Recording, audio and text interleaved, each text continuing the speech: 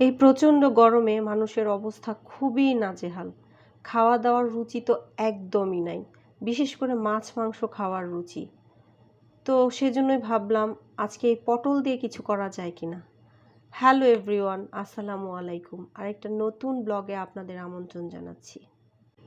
পটল যেহেতু গরমের সবজি, এই গরমের মধ্যে পটল খেতেও খুবই ভালো লাগে। তো আজকে আমি পটল রান্না করব না, পটলের খোসা দিয়ে আজকে কিছু একটা করব। চলেন দেখি তাহলে কি করা যায়। আর এই রেসিপি যদি আপনি খাবার টেবিলে সার্ভ করেন, বিশেষ করে মেহমানদের সামনে, তাহলে আপনার খাবার টেবিলের মিষ্টি বাড়ায় দিবে। তারা বুঝতেই পারবে না, চট করে বুঝতে পারবে না বিশেষ করে, যে আসলে আপনি কি রান্না করেছেন এবং এটা কিভাবে করেছেন। তাহলে চলেন ঝটপটের উপকরণ দেখে নিই।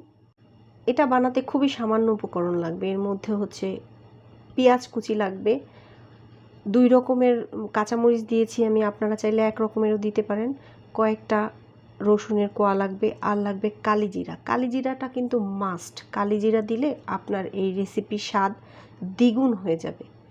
আর সাথে লাগবে মাছ, আপনি যে কোনো মাছ নিতে পারেন, কাটা কম ওরকম যে কোনো মাছ নেওয়া যায়। আমি এখানে কাতল মাছ ব্যবহার করেছি, আর এখানে আমি কাতল মাছের একটা পেটি ইউজ করেছি। এখানে বেশি মাছ ইউজ করা যাবে না, কারণ তাহলে ওই রেসিপিটা থেকে একটা মাছ মাছ ভাব চলে আসবে, যেটা খেতে খুব ভালো লাগবে না।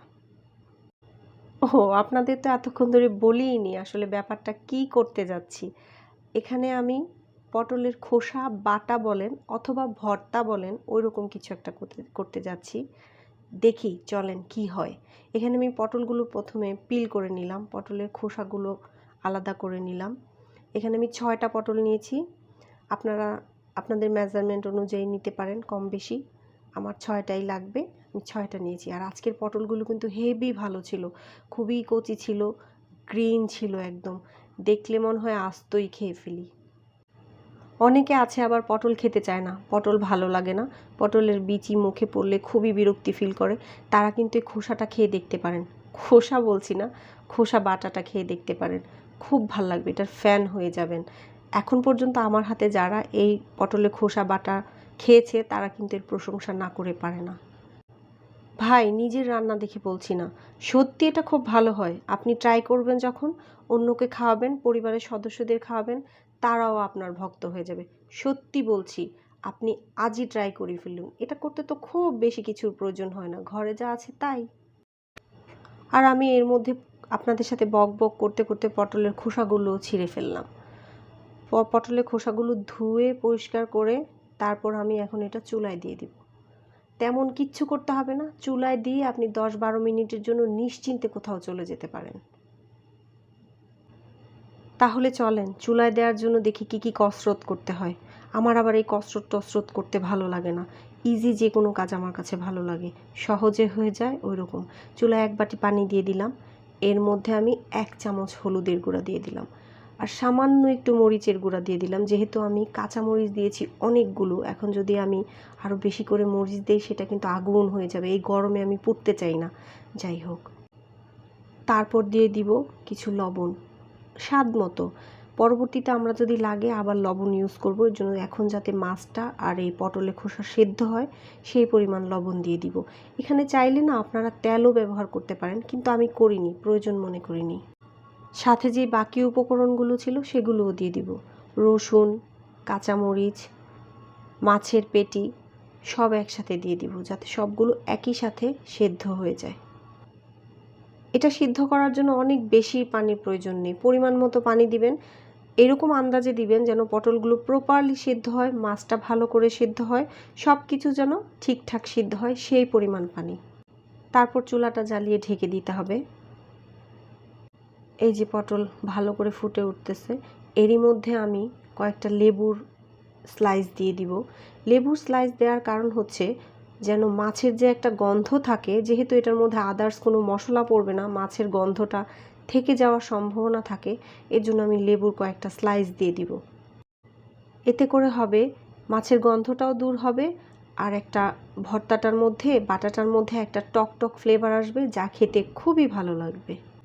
এই পর্যায়ে পানি যখন একদম শুকিয়ে শেষের দিকে চলে আসবে, তখন যে লেবুর স্লাইসগুলো দিয়েছিলাম সেই লেবুর স্লাইসগুলো উঠিয়ে নিতে হবে, কারণ লেবুর স্লাইসগুলো যদি একদম শেষ অবধি পর্যন্ত থাকে তাহলে তেতো হয়ে যাওয়ার একটা পসিবিলিটি থাকে।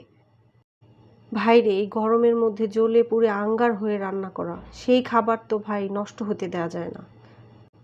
এই পর্যায়ে যদি মনে করেন সব কিছু প্রপার সিদ্ধ হয়ে গেছে, তাহলে কিন্তু আপনি পানিটা ছেঁকে ফেলেও দিতে পারেন চাইলে। পানিটা যখন শুকিয়ে যাবে তখন এটাকে খুব ভালো মতো ঠান্ডা করে নেবেন। এর মধ্যেই আমি মাছের কাঁটাগুলো বেছে নিয়েছিলাম। এখানে যেহেতু পেটির মাছ, এখানে খুব বেশি কষ্ট করতে হয়নি কাঁটা বাছার জন্য।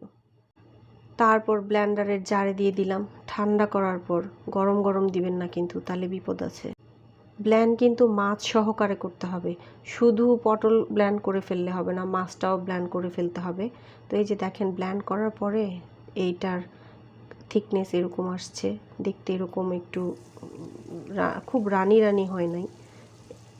তারপরে অ্যাজ ইউজুয়াল কড়ার মধ্যে তেল দিয়ে কালিজিরা ফোড়ন দিবেন। কালিজিরা যখন ছিটে ফেটে এক হয়ে যাবে, পেঁয়াজ কিন্তু আবার অনেক ভাজা ভাজা করতে হবে না, একটু নরম হয়ে আসলেই এর মধ্যে যেই ব্যাটারটা ছিল পেস্ট করা সেটা দিয়ে দিবেন। সেইটা দিয়ে ওই যে ব্লেন্ডারটা ধুয়ে হালকা একটু পানি দিয়ে দিবেন, অল্প, খুবই সামান্য পানি দিতে হবে। ওই ব্লেন্ডারটার মধ্যে গায়ে যেরকম লেগে থাকে ওইটা ধুয়ে একটু পানি দিয়ে দিলেই হবে। এই পেস্টটা আসলে ঢাকা টাকা দিয়ে রান্না করার কিছু নেই। তো এই যে এখানে আমি ভাজা জিরার গুঁড়া দিয়ে দিলাম। জিরার গুঁড়াটাও কিন্তু মাস্ট, এটা কিন্তু টেস্ট আরও বাড়িয়ে দেবে। যেহেতু আমি এখানে আদা রসুন আদার্স কোনো কিছু ইউজ করি নাই, জিরার গুঁড়াটা খুবই ইম্পর্টেন্ট। এতটাই ইম্পর্টেন্ট, ঘরে যদি জিরার গুঁড়া না থাকে এই রান্নাটা স্কিপ করবেন, যেদিন জিরার গুঁড়া আনবেন সেদিন করে নেবেন। তারপর এটা একটু ড্রাই ড্রাই হয়ে আসবে, যাতে একদম পানিটা শুকায় যায় আর তেলগুলো ভেসে ওঠে। একটু ভাজা ভাজা, ভাজা ভাজা বলতে একটু ব্রাউন ব্রাউন কালার হবে, কিন্তু ডার্ক করা যাবে না। ডার্ক করলে কিন্তু খাবার শেষ, একদমই অন্য তেতো একটা ভাব চলে আসবে। যেহেতু এটা খোসা, তেতো করা যাবে না। দেখেন এই হইলো অবস্থা। সাইড দিয়ে দেখছেন যে ওইটা কিন্তু তেল, এই খোসা টোসা ভাজার মধ্যে কিন্তু একটু তেল বেশিই লাগে, আমার লাগে। আপনারা যদি ব্যালেন্স করতে পারেন কম দিয়েন, কোনো প্রবলেম নাই, আমার একটু তেল বেশিই লাগে। পটলের এই খোসা বাটা কেমন লাগলো জানায়েন, খুবই ভালো হয় খাইতে, গ্যারান্টেড। তো আজকের মতো এই পর্যন্তই, আগামীকাল আবার কথা হবে। Bye bye.